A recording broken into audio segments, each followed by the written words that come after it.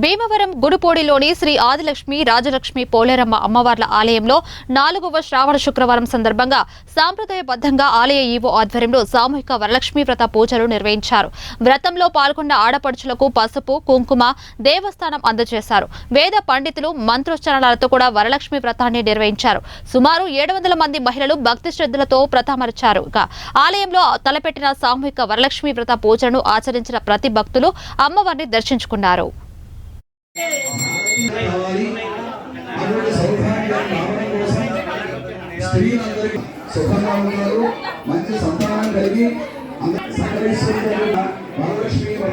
నేను కూడా సుఖంగా ఉండాలి కాబట్టి మొట్టమొదటిసారి సిద్ధపరుచుకొని ఈ రోజున మేము వరలక్ష్మి వ్రతం చేస్తున్నాం అని చెప్పి మీరంతా రావాల్సింది అని చెప్పి దేవతామూర్తులు అందరినీ కూడా చక్కగా పిలిచి ఈ మొదటిసారిగా కైలాసం ఎవరి చేతులతో ఉన్నటువంటి ఓ నాథ మరి చక్కగా వ్రతం జరిగింది కదా. ఎంత